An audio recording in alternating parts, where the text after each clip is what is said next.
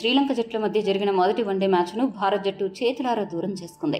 ముఖ్యంగా బ్యాటింగ్లో భాగస్వామ్యాలు నిర్మించడంలో విఫలమై వరుసగా వికెట్స్ ని శ్రీలంకకు సులభంగా సమర్పించుకుని బ్యాటర్లు అందరూ పెవిలియన్ చేరారు. అంతేకాకుండా కోచ్ గంభీర్ ప్రయోగాలు కూడా వికటించాయి. ఓపెనర్లు శుభ్మన్ గిల్, రోహిత్ అవుట్ అయిన తర్వాత శ్రేయస్ అయ్యర్ ని కాకుండా లెఫ్ట్ రైట్ కాంబినేషన్ కోసం లోయర్ ఆర్డర్ లో ఆడే వాషింగ్టన్ సుందర్ ను పంపించాడు గంభీర్. ఈ స్ట్రాటజీ ఫలించలేదు. సుందర్ 4 బంతుల్లో 5 రన్స్ చేసి పెవిలియన్ చేరాడు. దీన్ని ఒక బ్లండర్ మిస్టేక్ గా క్రికెట్ విశ్లేషకులు భావిస్తున్నారు.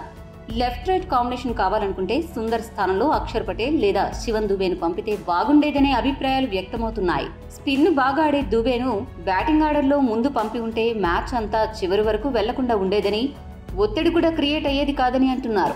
దీంతో గంభీర్ రెండో వన్డే మ్యాచ్ కోసం కొత్త ప్రణాళికను రచించబోతున్నాడు. మొదటి వన్డేలో అంతగా ప్రభావం చూపని వాషింగ్టన్ సుందర్ ని తప్పించి అతడి స్థానంలో రియాన్ పరాగ్ కి అవకాశం కల్పించనున్నారు. దీంతో పరాగ్ వన్డేలలో అరంగేట్రం చేయనున్నాడు. పరాగ్ 4వ స్థానంలో ఈ మధ్యకాలంలో నిలకడగానే ఆడుతున్నాడు.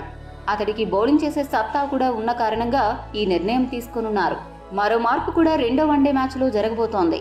వికెట్ కీపర్ బ్యాట్స్మెన్ పంత్ జట్టులో ఉంటే ఫినిషర్ గా జట్టుకి న్యాయం చేస్తాడు అని, అతన్ని తుది జట్టులో చేర్చాలనే డిమాండ్ పెరగడంతో పంత్ కి రెండో వన్డే మ్యాచ్ లో అవకాశం ఇవ్వనున్నారు. దీంతో పంత్ కోసం అయ్యర్ లేదా దూబేలలో ఒకరిని పక్కన పెట్టనున్నారు. అయితే ఎక్కువ శాతం దూబేనే పక్కన పెట్టే అవకాశాలు కనిపిస్తున్నాయి. చూడాలి గంభీర్ చేయబోతున్న ఈ 2 మార్పులు జట్టుకి ఏ విధంగా ఉపయోగపడతాయి. మరి జట్టులో ఎలాంటి మార్పులు జరిగితే బాగుంటుందో మీ అభిప్రాయాన్ని కామెంట్ రూపంలో తెలపండి. మరిన్ని అప్డేట్ల కోసం మా ఛానల్ సబ్స్క్రైబ్ చేసుకోండి.